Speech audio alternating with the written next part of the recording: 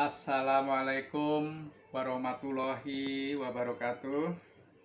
Anak-anakku kelas 5 yang hebat-hebat, yang cantik-cantik, dan yang ganteng-ganteng ya.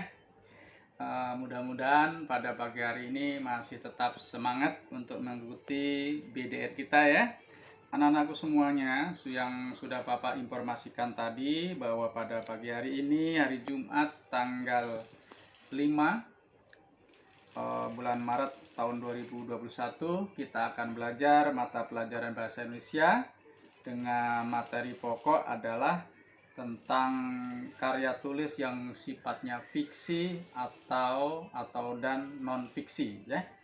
Anak-anakku semuanya, pada pagi hari ini kita masih pada tema 8 buku 5H, khususnya pada halaman 11 sampai halaman 12 ya.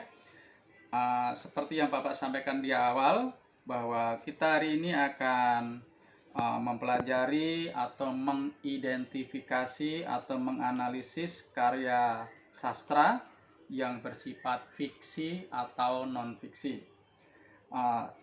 Cara mengidentifikasi karya tulis, kita bisa melihat atau mencari tahu tentang karya tulis itu, terutama yang bersifat fiksi, yaitu tentang judul ceritanya, tentang temanya, tentang latar belakangnya, tentang tokoh dan watak, tentang alur dan tentang amanatnya. Sebelumnya Bapak informasikan bahwa secara umum karya tulis itu ada dua kelompok besar, yaitu yang bersifat fiksi, yaitu sifatnya bersifat khayalan. Karya tulis yang bersifat fiksi atau khayalan ini contohnya novel, dongeng, cerpen, legenda, dan lain-lain ya. Sedangkan karya tulis yang bersifat non fiksi, tidak khayal atau bersifat kenyataan, adalah contohnya buku-buku pelajaran, karya-karya ilmiah, jurnal-jurnal ilmiah, dan lain sebagainya.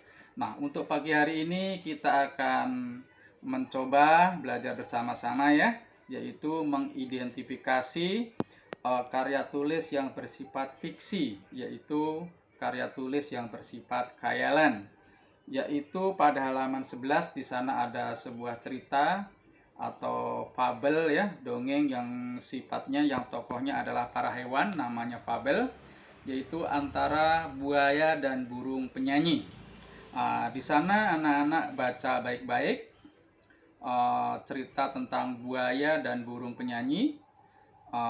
Ini adalah contoh fabel ya, cerita fiksi, yaitu khayalan.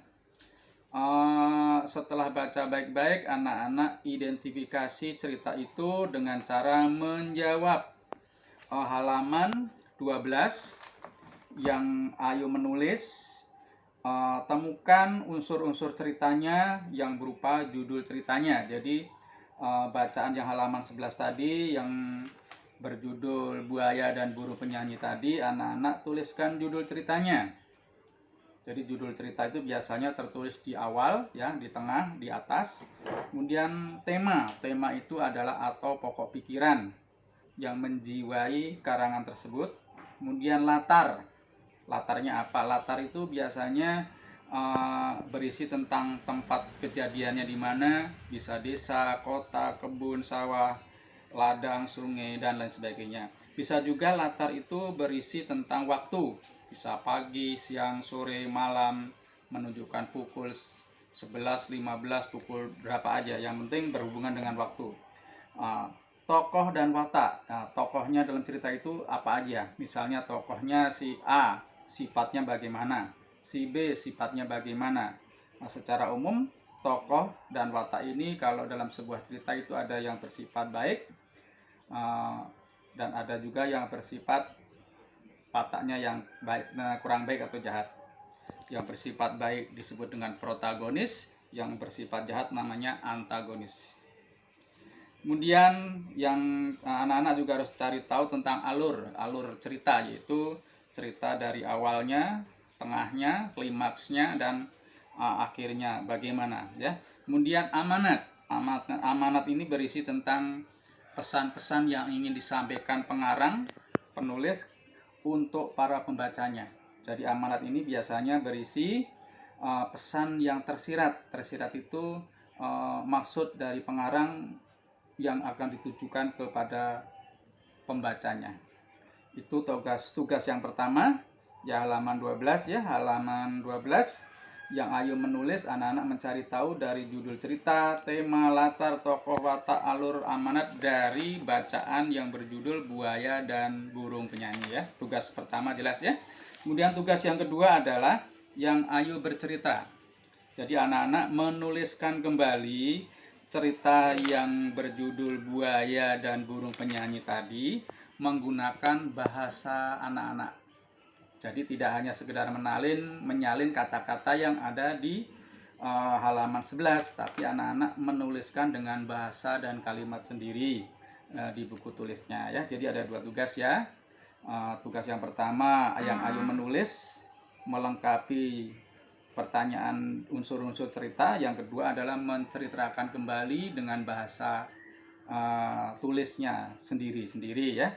Nanti yang bagian 2 ini, yang Ayu bercerita ini, Bapak nilai juga cara berceritanya, kemudian tulisannya yang jelas, rapi, yang juga Bapak akan nilai ya.